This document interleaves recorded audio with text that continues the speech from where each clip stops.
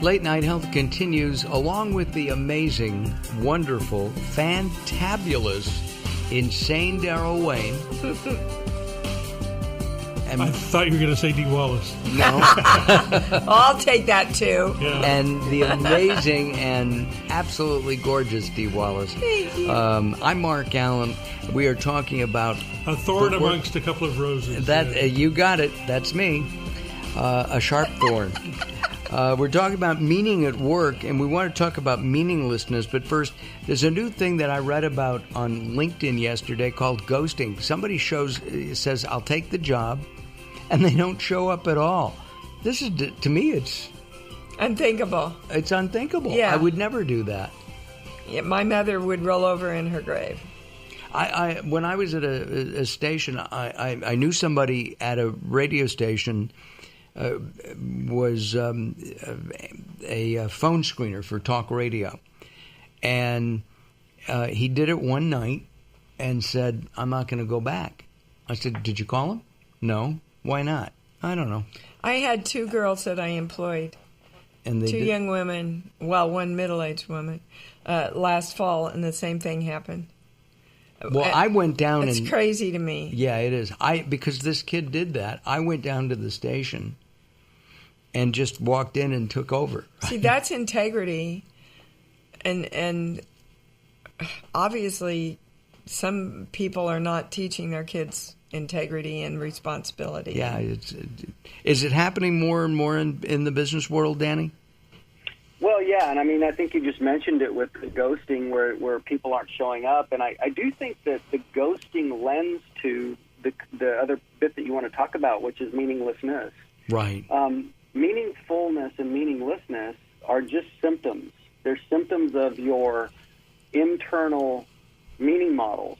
Yep. And so I think what's happened is because we've become such a culture of triviality and commoditization that we've been separated of having, this conversation that we're talking about having with other people.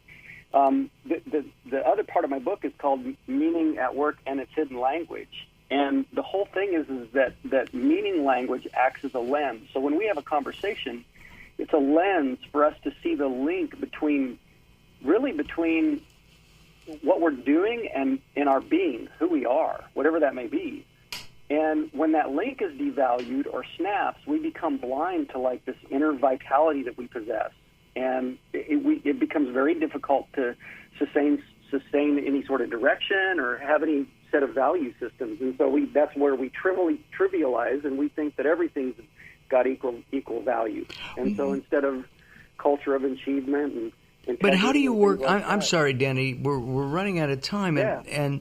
But if you're working as an accountant, you get picked up by one of the top 10 accounting firms. To me, I would go crazy. First of all, I can't. Well, yeah, but if that's their passion, the math, the numbers. They don't go crazy unless it's in an environment where they can't live their joy about what they want. That makes sense. And I mean, I did a project a couple of years ago, and I was so disrespected on the set. Nobody wanted to hear my ideas. Nobody respected the 200 films that I've done and the 45 years to me, I didn't want to go to work then. The acting was my joy, but not at that place of employment. I lost my joy about what my joy was. Yeah, you didn't have any shared meaning. Exactly. Yeah. And to your point, the large Big Five accounting firms work on incredibly complex number problems. And so somebody that's really got a joy with doing that might find a home there. Exactly. I guess I was being judgmental, and I didn't mean to be.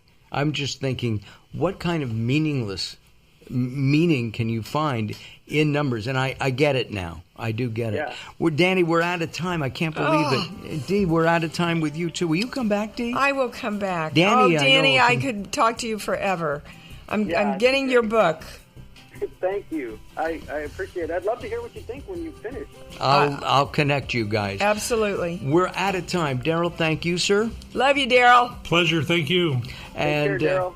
And everybody's thanking Daryl. And thank you for tuning in. As well they should. Yeah, as well they should. And thank you for tuning in. Be sure to go to imdwallace.com, find out more about Dee and her upcoming class. Join us at latenighthealth.com and all of our other places. As I say every week, have a good week, have a great week, and most importantly, have a healthy week. We'll see you next time. Bye-bye for now.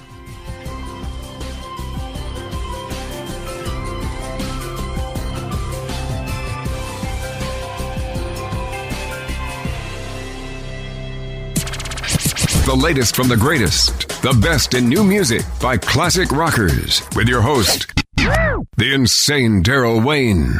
This is Alice Cooper, and if Daryl Wayne is insane, what does that make me? Criminally insane. Stick around to find out.